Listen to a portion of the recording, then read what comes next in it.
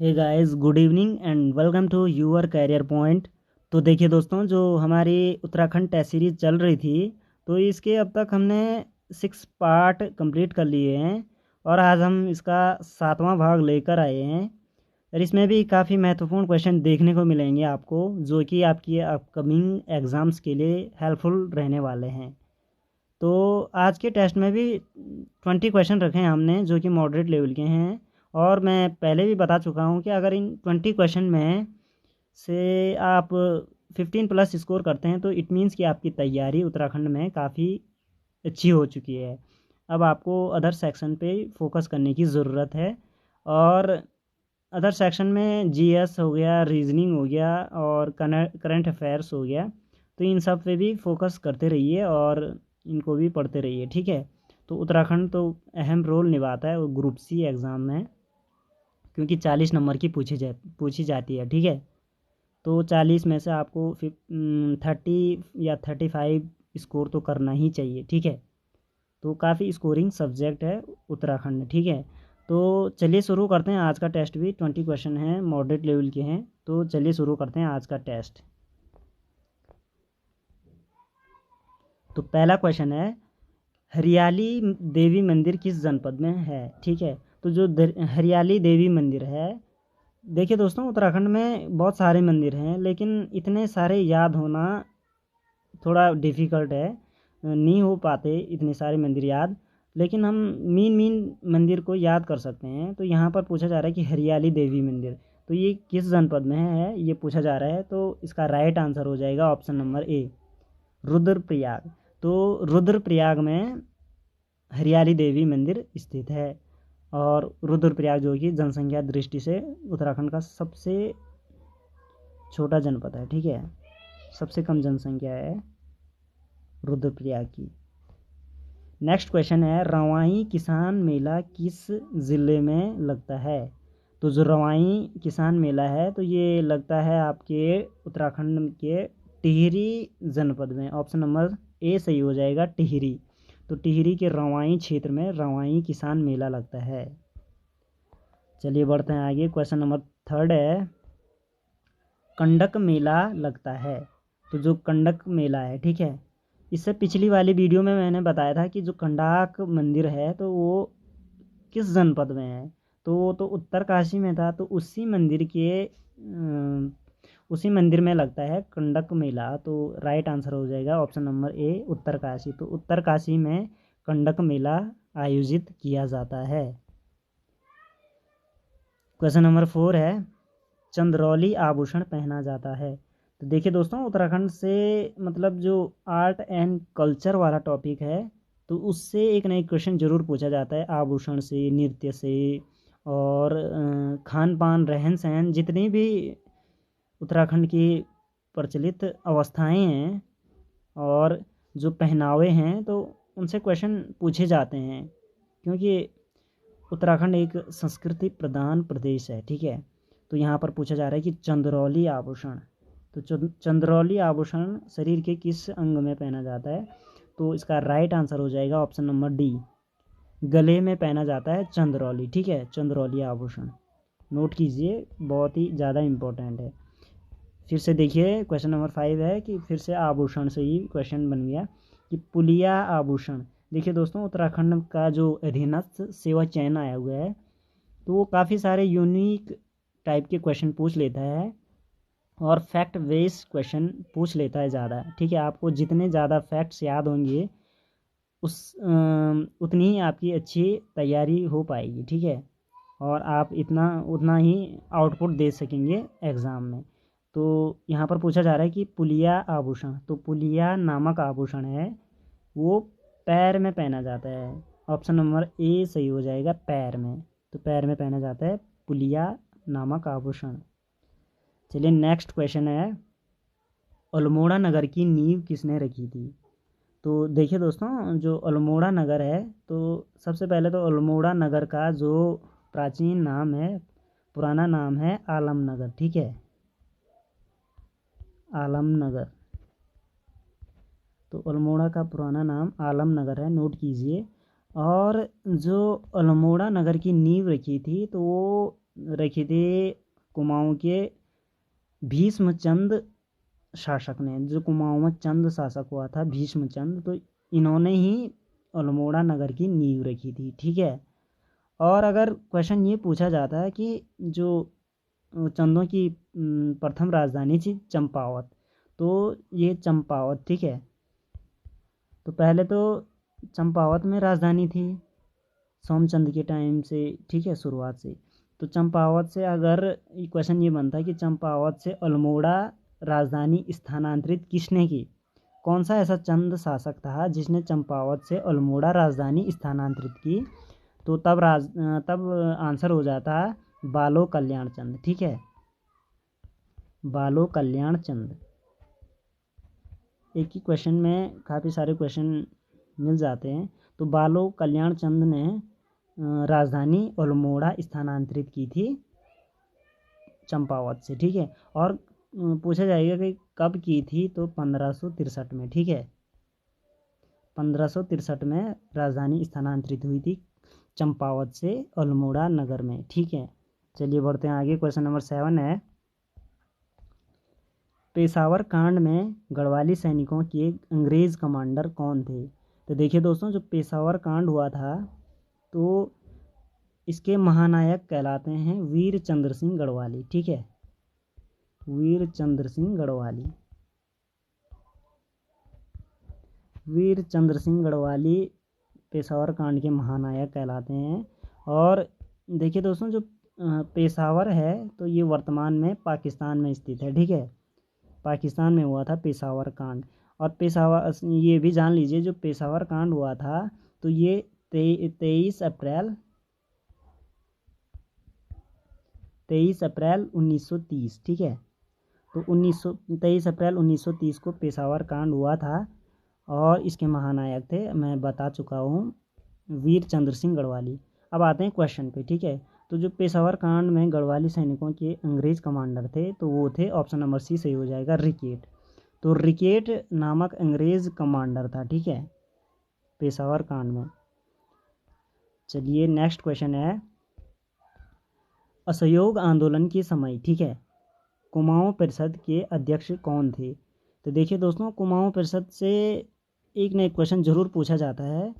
और कभी अधिवेशन पूछ लेता है, कभी अधिवेशन की अध्यक्षता पूछ लेता है, और कभी स्थान भी पूछ लेता है कि कहाँ पर अधिवेशन हुआ था।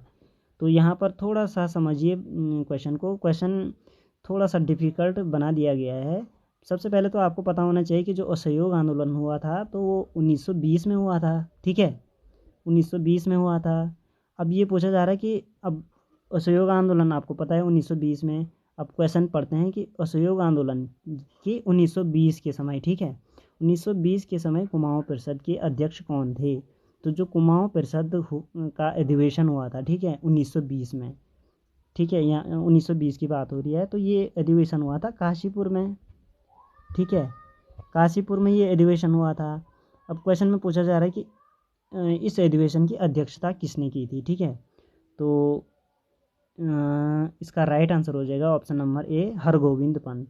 तो हरगोविंद पंत ने इस अधिवेशन की अध्यक्षता की थी। ठीक है, आपको सभी पॉइंट याद होने चाहिए। ठीक है, नोट कीजिए इनको। चलिए बढ़ते हैं आगे। क्वेश्चन नंबर 9 है,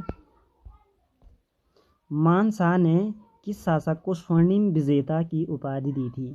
तो देखिए दोस्तों, पंवार शासनकाल में जो जितने भी सेनापति हुए तो वो काफ़ी वीर सेनापति थे। ठीक है, और एक इनमें कप्पू चौहान हो गया, कालू भंडारी हो गया, काफ़ी वीर वीर योद्धा हुए हैं। ठीक है, तो यहाँ पर पूछा जा रहा है कि जो मानसा ने किस शासक को स्वर्णिम विजेता, ठीक है, तो स्वर्णिम विजेता की उपाधि दी थी मानसा ने कालो भंडारी को। ठीक है, ऑप्शन नंबर ए सही हो जाएगा, कालो भंडारी, जो कि माधो सिंह भंडारी के पिताजी थे। ठीक है, माधो सिंह भंडारी को आप जानते ही होंगे। ठीक है, मलेथा की गूल बनाई थी इन्होंने। ठीक है, पहाड़ी को काट कर।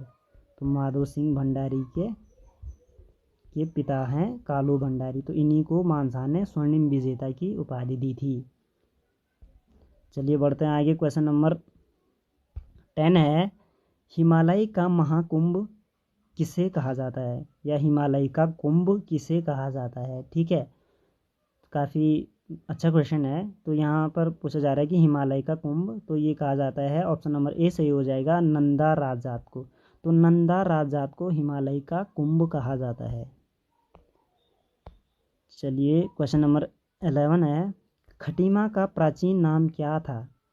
ठीक है, खटीमा जो कि उधम सिंह नगर में स्थित है, और खटीमा का प्राचीन नाम पूछा जा रहा है, तो इसका राइट आंसर हो जाएगा ऑप्शन नंबर ए का मकरपुर। ठीक है, तो मकरपुर है खटीमा का प्राचीन नाम। अभी हाल ही में एक क्वेश्चन पूछा गया था कि मुडिया किसका प्राचीन नाम है। ठीक है, ऐसे ही मुडिया। ठीक है, तो मुडिया था बाजपुर का। ठीक है, बाजपुर का, आपको याद होना चाहिए, प्राचीन नाम से क्वेश्चन बनते हैं। ठीक है, सारे याद होने चाहिए आपको। क्वेश्चन नंबर 12 है, विंसर महादेव मंदिर का निर्माण किस चंद शासक ने करवाया था।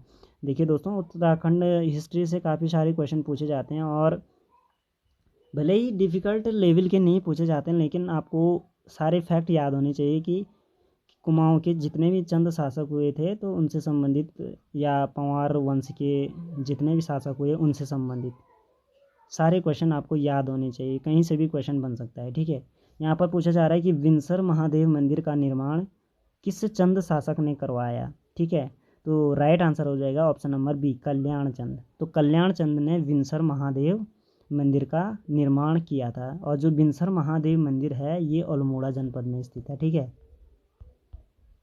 अल्मोड़ा में स्थित है, नोट कीजिए। ठीक है, चलिए बढ़ते हैं आगे। क्वेश्चन नंबर 13 है, कुंवर विचित्र शाह चित्र संग्रहालय किस जनपद में स्थित है। तो जो कुंवर विचित्र शाह चित्र संग्रहालय है, तो इसकी लोकेशन है टिहरी जनपद में। ठीक है, तो टिहरी में स्थित है कुंवर विचित्र शाह चित्र संग्रहालय। चलिए बढ़ते हैं आगे। क्वेश्चन नंबर 14 है, कोटा बाग विकास खंड किस जनपद में स्थित है। देखिए दोस्तों, उत्तराखंड में जितने भी जिलों के ब्लॉक विकास खंड हैं, तो उनसे क्वेश्चन पूछे जाते हैं। ठीक है, पूछ लेता है कभी कभी यूके ट्रिपल एस कि ये विकास खंड किस जनपद का है। ठीक है, तो यहाँ पर पूछा जा रहा है कि कोटा बाग विकास खंड है। ठीक है, तो जो कोटा बाग विकास खंड है, तो वो नैनीताल में स्थित है। ठीक है, नैनीताल इसका राइट आंसर हो जाएगा। क्वेश्चन नंबर 15 है, मलवा ताल किस जनपद में स्थित है। देखिए दोस्तों, उत्तराखंड में तालों से भी क्वेश्चन बनते हैं, झीलों से क्वेश्चन बनते हैं। ठीक है, तो आपको सारी झीलें याद होनी चाहिए, कौन सी गहरी झील, सबसे बड़ी झील, ये सारी झीलें याद होनी चाहिए। तो यहाँ पर पूछा जा रहा है कि मलवा ताल, तो जो मलवा ताल है, तो इसकी लोकेशन है ऑप्शन नंबर ए, नैनीताल में। तो नैनीताल में स्थित है मलवा ताल। ठीक है, क्वेश्चन नंबर 16 है, ब्रह्मा पर्वत किस जनपद में स्थित है। तो देखिए दोस्तों, आपको आज हर टॉपिक से क्वेश्चन मिल रहे होंगे, पर्वतों से, मंदिरों से, मेलों से, और थोड़ा हिस्ट्री से संबंधित क्वेश्चन देखने को मिल रहे होंगे आपको। और यहाँ पर पूछा जा रहा है कि ब्रह्मा पर्वत, तो जो ब्रह्मा पर्वत की लोकेशन है, तो राइट आंसर हो जाएगा ऑप्शन नंबर ए, पिथौरागढ़। तो पिथौरागढ़ जनपद में स्थित है ब्रह्मा पर्वत। ठीक है, चलिए नेक्स्ट क्वेश्चन है, क्वेश्चन नंबर 17, गौरी मंदिर किस जिले में स्थित है। देखिए, फिर से मंदिर से क्वेश्चन बन गया कि गौरी मंदिर किस जिले में स्थित है। तो राइट आंसर हो जाएगा ऑप्शन नंबर ए, बागेश्वर। तो बागेश्वर जनपद में स्थित है गौरी मंदिर। ठीक है, मेन मंदिर पूछ लेता है एग्जामिनर। ठीक है, आपको याद होने चाहिए। क्वेश्चन नंबर 18 है, गुरु मानिक नाथ मेला किस जनपद में लगता है। तो देखिए दोस्तों, जो गुरु माणिक नाथ का मेला है, तो किस जनपद में लगता है। तो राइट आंसर हो जाएगा ऑप्शन नंबर ए, टिहरी। तो टिहरी गढ़वाल में लगता है गुरु माणिक नाथ का मेला। चलिए बढ़ते हैं आगे। क्वेश्चन नंबर 19 है, रम्माण उत्सव में किस नृत्य शैली का प्रयोग किया जाता है। तो देखिए दोस्तों, जो विश्व धरोहर में शामिल किया गया है इसको अक्टूबर 2009। ठीक है, तो 2009 में रम्माण उत्सव, ठीक है, जो कि चमोली जनपद के सलूड़ डुंगरा गांव, ठीक है, अभी हाल ही में पूछा गया था ये क्वेश्चन, सलूड़ डुंगरा गांव, ठीक है, चमोली जोशीमठ में स्थित है। तो रम्माण उत्सव एक विश्व धरोहर उत्सव है, ठीक है, उत्तराखंड का। तो यहाँ पर पूछा जा रहा है कि रम्माण उत्सव में किस नृत्य शैली का प्रयोग किया जाता है। तो राइट आंसर हो जाएगा ऑप्शन नंबर ए, मुखौटा। तो मुखौटा नृत्य शैली से संबंधित है रम्माण उत्सव, ठीक है, मुखौटा नृत्य किया जाता है इसमें, ठीक है। और टेस्ट का लास्ट क्वेश्चन है आज 20वां क्वेश्चन, काफली गैर व दुगनाकुरी तहसील किस जनपद में स्थित है। तो देखिए दोस्तों, विकास खंड हो गया, तहसीलें हो गई, इनसे क्वेश्चन बनते हैं, कभी कभार बन जाते हैं, पूछ लेता है यूके SSC। तो यहाँ पर पूछा जा रहा है कि काफली गैर व दुगनाकुरी तहसील किस जनपद में स्थित है। तो इसका राइट आंसर हो जाएगा ऑप्शन नंबर बी, ठीक है, बागेश्वर। तो बागेश्वर जनपद में स्थित है काफली गैर व दुगनाकुरी तहसील। तो देखिए दोस्तों, हमने आज कंप्लीट किए 20 क्वेश्चन, और ये क्वेश्चन थोड़ा मॉडरेट लेवल के थे। और आपने कितना स्कोर किया इन 20 क्वेश्चन में से, अपना स्कोर कमेंट ज़रूर कीजिए। और अगर वीडियो पसंद आई तो वीडियो को लाइक कीजिए, हमारे चैनल को सब्सक्राइब कीजिए, यूअर कैरियर पॉइंट के नाम से चैनल है, और अपने दोस्तों के साथ भी शेयर कीजिए। और देखिए दोस्तों, अपनी पढ़ाई को कंटिन्यू जारी रखिए, निश्चित ही आपको सफलता मिलेगी। और हम मिलते हैं आपको नेक्स्ट वीडियो में, और इसी के अगले पार्ट को लेकर आएंगे आपके लिए नेक्स्ट वीडियो में। तो तब तक के लिए धन्यवाद।